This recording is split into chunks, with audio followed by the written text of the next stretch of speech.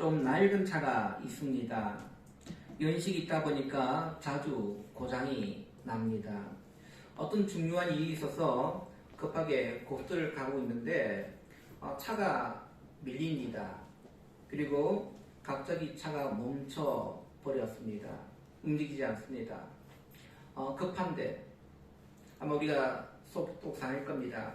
만약에 이런 일이 몇 번 반복이 되어진다면은 그 차의 주인은 어떤 마음을 가지게 되겠습니까? 이번에 차를 바꿔야겠다. 다른 차로 바꿔야겠다. 이런 생각을 먼저 가지게 될 겁니다. 우리는 출애굽기 32장 오늘 본문에서 하나님께서 이스라엘 백성들을 포기할 수밖에 없는 상황에 도달한 것을 보는데 하나님께서 모세에게 내가 이 백성을 보니 목이 뻣뻣한 백성이다 라고 말씀합니다. 목이 뻣뻣하다란 말이 어떤 말일까요? 예를 들면 짐승이 있습니다. 낙이나 아니면 소가 있습니다. 근데 너무도 고집이 세어서 이 주인이 가자는 대로 가지를 않습니다. 그래서 말 고삐를 주인이 이렇게 털어치면은 여전히 말은 고개를 뻣뻣이 쳐들고는 그리로 가지를 않습니다. 다시 말하면 주인도 도저히 감당할 수 없는 상황, 이런 가운데 우리가 목이 뻣뻣하다라는 표현을 많이 쓰게 되어집니다. 고집스럽다는 거죠. 지금 하나님께서는 이스라엘 자손들을 통해서 그들의 고집에 대해서 절망과 그리고 좌절을 느끼고 계십니다. 우리가 예수를 믿고 난 후에 천국에 이를 때까지 늘 하나님의 말씀대로 사는 건 절대 아니죠.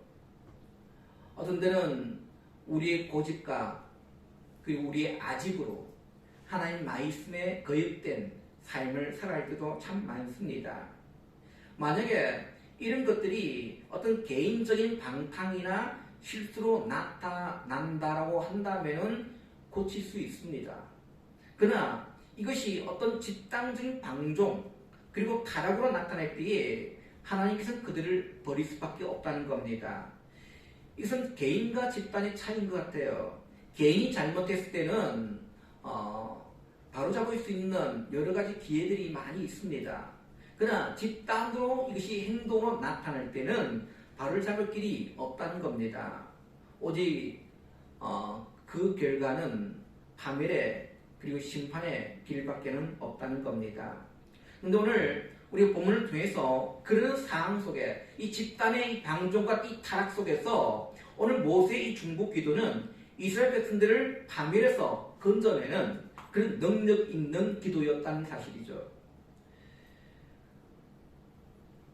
모세가 없는 가운데 이스라엘 백성들은 그 산 아래에서 그들은 모세를 기다리지 못하고 금송아지를 만들어 놓고 거기에 제사를 드리고 거기에 빠져버립니다.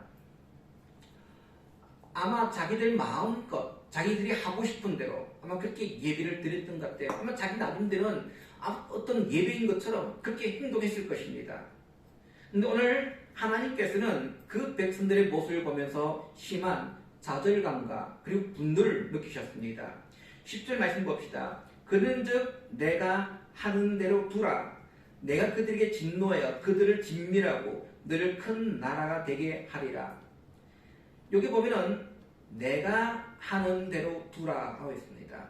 이 말은 무슨 말입니까? 말리지 말라는 겁니다. 말리지 말라.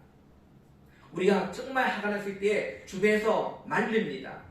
그럴 때 그 화가 난 사람이 되게 어떤 말을 합니까? 말리지 마! 말리지 마! 이런 말을 쓰지 않습니까?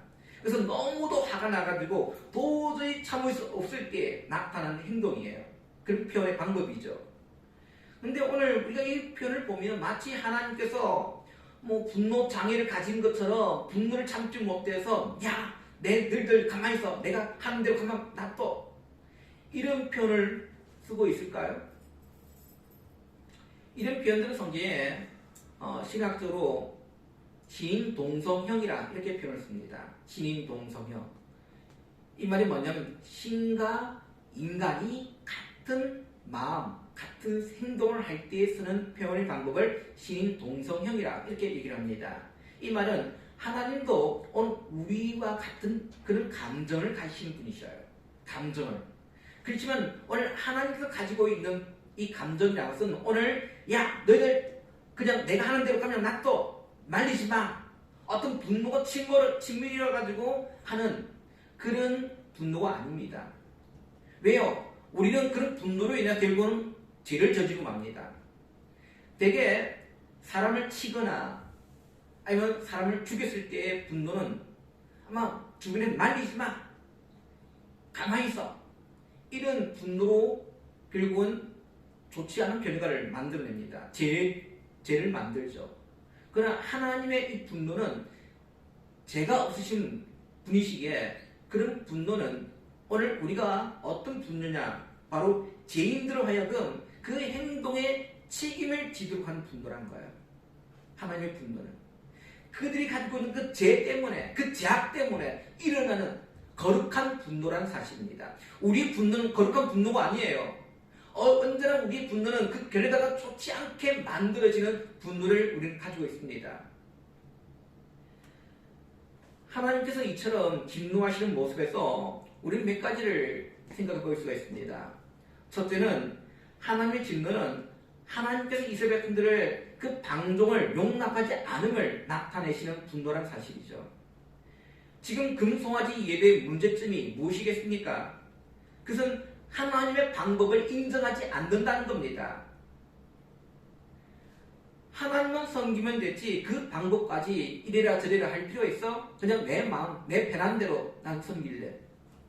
하나님께서 명령하신 방법대로 하지 않고 자기의 편한 대로, 편리대로, 쉬운 대로. 여러분들, 하나님께서는 오늘 하나님의 방법을 통해서 우리에게 예배하기를 원하십니다. 그래서 하나님 우리에게 구원의 방법도 한 가지만 우리에게 말씀하신 거예요. 오늘날 종교다원주의 그들도 분명히 구원에 대해서 얘기합니다. 그렇지만 그들이 말하고 있는 그 구원의 길과 오늘 하나님의 그 구원의 방법은 분명히 다르다는 겁니다. 하나님은 오직 예수 그리스도의 십자가의 사건을 통해서만 우리의 구원의 길을 열어주셨습니다. 어떤 우리가 선을 많이 하거나 아니면 다른 신을 섬겨서 해탈에 이르거나 이런 방법을 통해서 우리에게 구원을 주신 적이 없다는 사실이죠. 오직 하나님께서 준비하신 방법, 하나님께서 오늘 우리의 구원의 길은 단 한 가지라는 사실을 늘 우리는 기억해야 합니다. 그래서 예배드리는 이 방법 또한 오늘 우리 인간 스스로가 택할 수 있는 문제가 아니란 겁니다. 하나님께서 말씀하신 그 방법대로만 우리는 예배에 나와야 된다는 사실이죠. 오직 하나님께서 시키는 방법에 순종밖에 없다는 겁니다. 그냥 내가 편안하게 여러분들 오늘 현대 교인들의 특징이 편안합니다. 편안함. 뭐 굳이 11시 정해놓고 나올 필요가 있느냐, 그냥 집에서 편안하게 예배드리면 안 되냐, 무교의주의.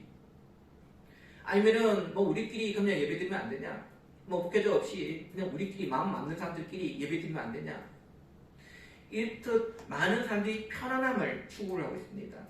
과연 그런 방법이 하나님께서 우리에게 말씀하시는 방법일까요? 결국 그렇지 않다는 겁니다. 하나님의 방법은 오늘 이 교회란 이 공동체를 통해서 아름다운 믿음의 뿌리를 내리기를 원하고 그 믿음의 뿌리를 통해서 지역사회를 변화시키고 그리고 하나님의 거룩한 영향력들을 또 만들어가기를 원한다는 사실을 기억해야 합니다. 두 번째는 이 하나님의 분노는 뭡니까? 결국은 이스라엘 백성들에게 자기 자신을 나타내기 위한 일이에요. 하나님은 하나님의 은혜를 체험하고 난 후에도 여전히 자기 고집과 자기 방법대로 나아가는 그 하나님의 백성들에게 절망하고 계십니다.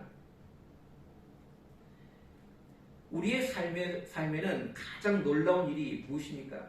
그것은 하나님과의 만남입니다. 지금 이스라엘 백성들은 하나님과의 만남이 있지 않습니까? 또한 모세를 통해서 늘 그들은 날마다 하나님과의 만남을 경험하였습니다. 오늘 하나님은 그들을 그 만남을 통해서 그들을 하나님의 백성다운 삶으로 만들어 가시고 아니 지금까지 그들이 경험하지 못했던 새로운 세계로 그들 인도에 가시지 않습니까? 그럼에도 불구하고 이들은 옛날 방식대로 자꾸 돌아가려고 합니다. 예. 우리가 하나님을 만나면, 주님을 만나게 되어지면 삶의 변화가 분명히 일어나야 되는 겁니다. 삭개오가 예수를 만나고 난 뒤에 그의 삶의 방향이 완전히 바뀌었습니다. 그전까지는 그냥 로마에 세금 바칠 때에 뭐 20만 원만 거두면 되는데 그게 30만 원 걷어가지고 20만 원 로마에 갖다 주고 10만 원 자기가 착복하고 이런 일들이 그냥 그 시대에 그냥 간섭대로 있었습니다. 근데 삭개오가 예수를 만나보니까 이 모든 것이 뭡니까? 죄라는 사실을 깨닫게 되어집니다. 죄를 깨닫게 되니까 이젠 더 이상 할 수가 없는 겁니다.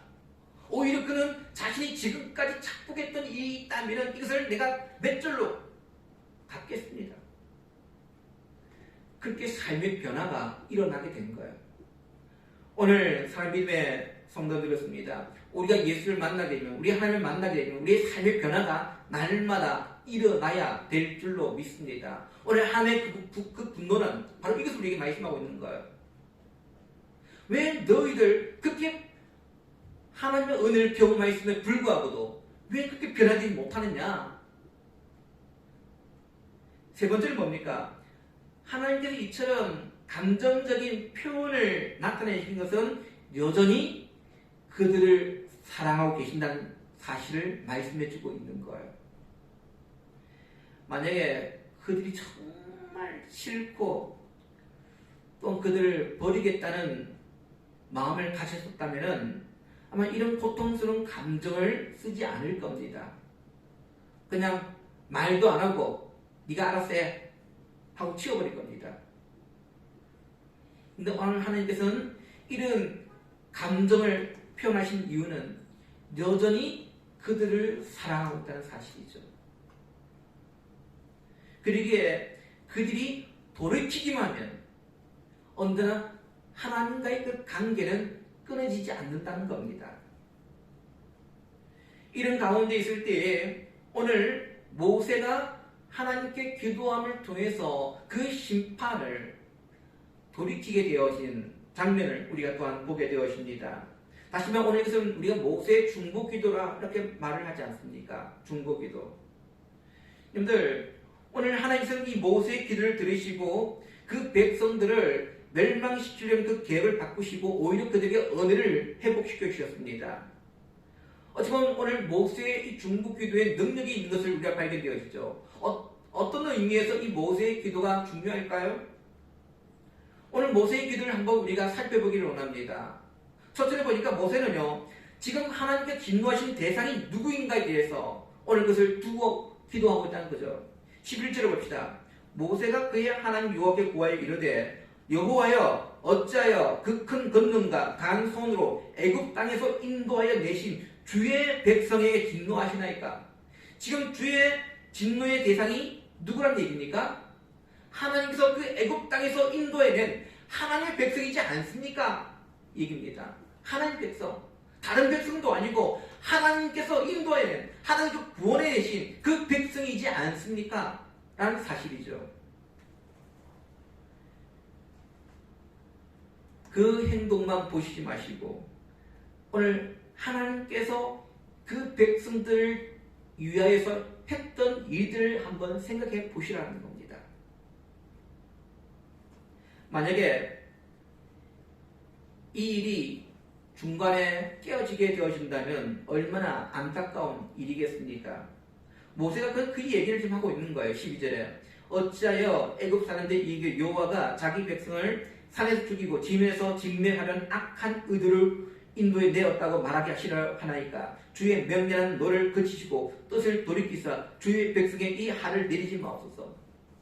지금 이 백성들 애굽에서 인도하게 내신 이유는 하나님께서 이 백성들을 애굽에서 인도해서 그 산에서 죽이고 지면에서 진멸하려는 그 의도로 인도하였다라고 소문이 날 것입니다. 그러기에 그 노를 돌이켜 달라는 겁니다. 모세가 기도하는 것은요, 이스라엘 백성들이 대단하다고 그렇게 말하지 않습니다. 하나님께서 베푸신 은혜를 생각할 때 아무리 이스라엘이 완악스럽고 고집스럽다 할지라도 이스라엘 구원이 중간에 포기되어서는 안 된다는 겁니다. 중간에. 모세는 하나님의 은혜의 소중함을 알고 있는 사람입니다. 그리고 오늘 하나님께서 그 백성들을 이끌으신 목적과 이유를 분명히 알고 있습니다.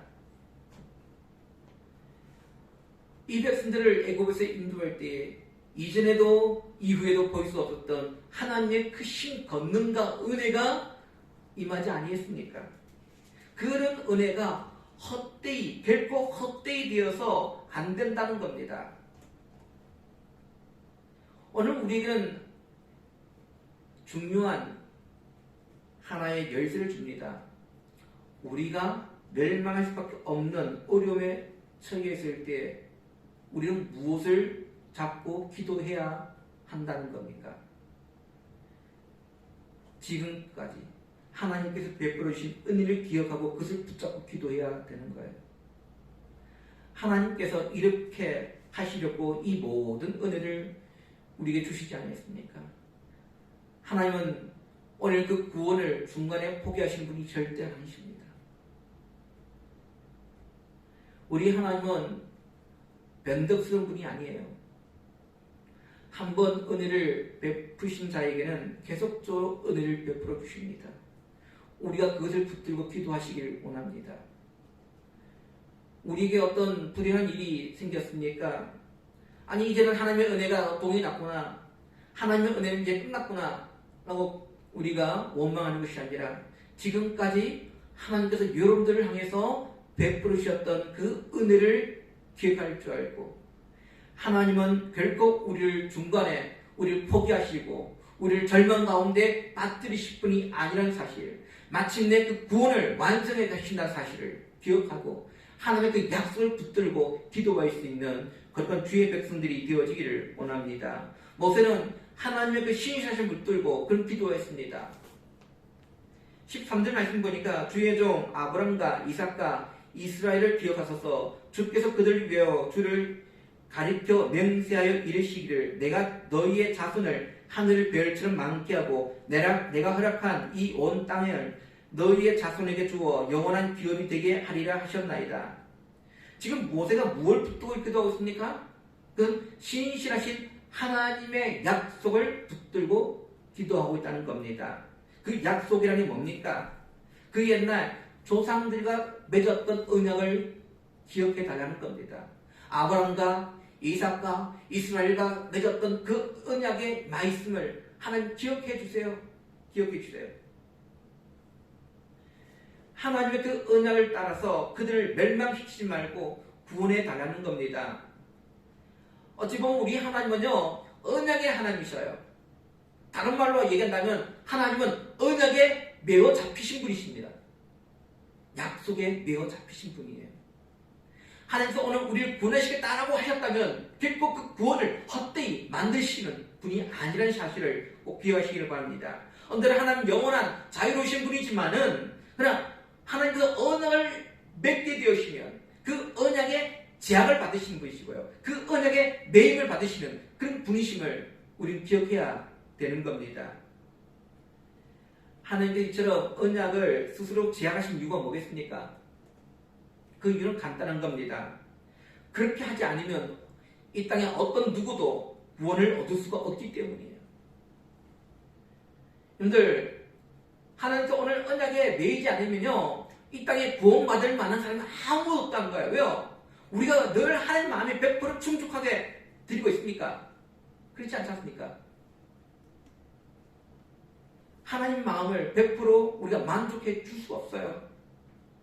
그렇다면 우리가 그 만족을 드리지 못한다고 한다면 우리의 본이 왔다 갔다 할 수밖에 없어요.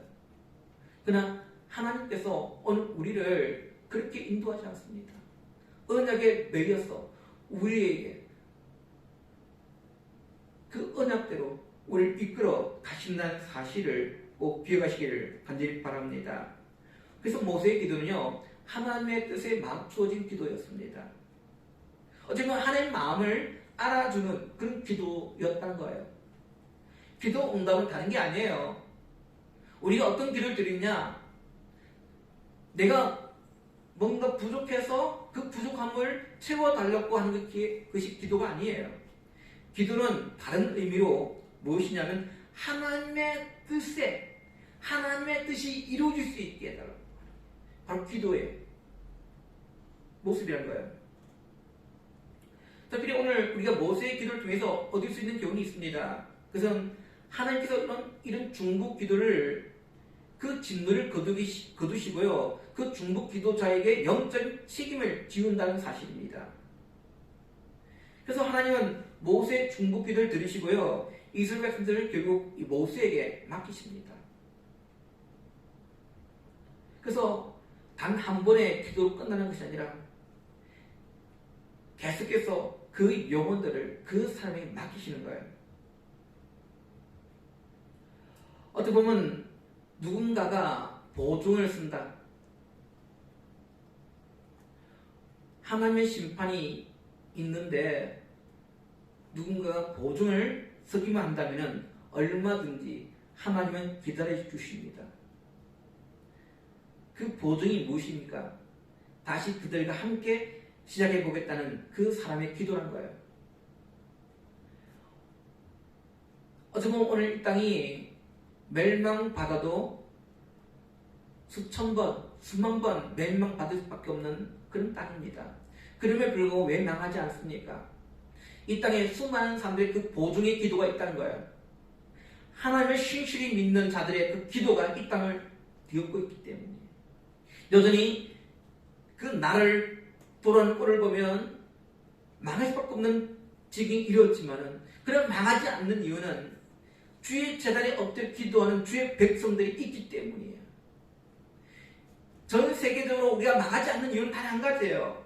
기도 때문이에요. 기도하는 백성들이 있기 때문에, 그 백성들이 보증을 쓰고 있기 때문에. 그래서 하나님은 이스라엘 백성들에게 다시금 기회를 주십니다. 그 기도는요, 하나님의 약속을 붙들고 매달리는 겁니다. 모세의 기도가 깁니까? 길지 않습니다. 아니, 예수님께서 기도하셨던 것들 보면 예수님께서 기도는 다 짧습니다. 그래서 예수님은 우리에게 이렇게 얘기합니다. 주음부는 하지 말라는 겁니다. 주음부는 뭡니까? 같은 소리를 계속 반복해서 내는 거예요. 마치 마술사가 같은 말을 되풀이하면서 계속 하는 것처럼 그런 것들이 다 주음부입니다. 어쩌면 많은 사람들은 내가 기도 시간에 기도해야 되고 기도의 횟수가 많으면 하나님 내 기도를 들으실 거야. 아니에요. 그 기도의 내용이 무엇인지를 우리는 기억해야 되는 거예요. 기도는 뭐냐? 하나님 마음으로 돌아가는 겁니다. 내 마음을 하나님의 마음으로 가득 채우는 것. 그래서 내가 어떤 욕심에 이끌려 기도하는 것이 아니라 하나님의 나라가 임할 수 있도록, 하나님의 영광이 나타날 수 있도록, 이걸 위해서 우리가 기도해야 되는 거예요. 특별히 우리가 기도의 내용을 보면은 아이들은 지혜를 달놓고 명치를 갖고 공부 잘할 수 있도록, 좋은 대학 갈 수 있도록 그 기도합니다. 근데 우리는 그런 기도보다 좀 더 앞선 기도를 드리시길 바랍니다. 왜 우리가 그런 공부를 잘해야 되고 좋은 대학 가야 되고 좋은 직장에 취직해야 합니까?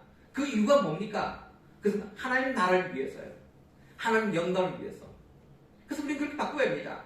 하나님의 영광을 위해서 하나님 지혜가 필요합니다. 그 지혜를 통해서 많은 자들에게 선한 영향력을 끼칠 수 있게 해주십시오. 왜 우리가 사업을 잘해야 되고 돈을 많이 벌어야 합니까? 이유는 단 한 가지예요. 우리의 그 물질을 통해서 선한 영향력, 거룩한 영향력을 끼치기 위해서인 겁니다. 우리는 그런 기도를 우리는 드려야 된다는 사실이에요. 그것이 바로 하나님의 마음으로 바꿔지는 그 기도의 내용들입니다. 사랑 믿음의 성도님들, 하나님께서는 그 위기 가운데 모세의 신앙을 달아보셨습니다. 아무리 백성들이 잘못을 범했다 할지라도 기도자 한 사람이 바로 설 때 그들은 다시 회복될 수 있기 때문에 어떻게 모세는 그 시험에 합격했습니다. 교회는 결국 지도자의 신앙에 따라 가게 됩니다. 모세가 이스라엘 백성들과 함께 있는 이유는 그들 위해 군림하기 위한 왕이 되기 위해서가 아니에요. 그가 애굽의 모든 영광을 포기한 것은 거기에 하나님의 뜻이 있고 약속이 있기 때문이에요. 신앙의 위기에 우리가 하나님의 말씀을 붙들고 기도하는 것은 가장 적극적인 해결 방법인 겁니다. 오늘 우리에게 어떤 삶의 위기가 왔습니까? 그럴 때 우리 기도해야 되는 거예요. 오늘 이 나라에 위기가 있습니까? 그럼 기도해야 되는 거예요. 기도가 가장 빨리 해결할 수 있는 가장 최선의 방법이라는 사실을 기억하시기를 바랍니다. 하나님께서 요나가 니느웨를 위해 기도하지 않고 오히려 망하기를 원했을 때 그를 시험에 빠지게 합니다. 하나님께서는 그리스도인들이 이 사회에 대해 공동체 의식을 갖기를 원하십니다. 우리는 이 사회에 세상과 같이 되어서는 안 되지만은 늘 우리들 곁에는 많은 세상 사람들이 존재합니다. 우리의 마음이 세상의 죄인들을 향하고 그들이 어떻게 했었든지 바른 길로 돌아오기를 바랄 때 하나님의 은혜는 지속될 것이고 이 땅의 회복을 위해서 우리가 늘 기도의 자리에 거할 때에 하나님이 이 땅을 회복해 주시는 사실 기억하시고 이 땅에 하늘의 미아들이 되어서 하나님의 거룩함을 나타낼 수 있는 저와 여러분 되시기를 주님의 이름으로 축원드립니다. 기도합니다. 참 좋으신 아버지 하나님 감사합니다.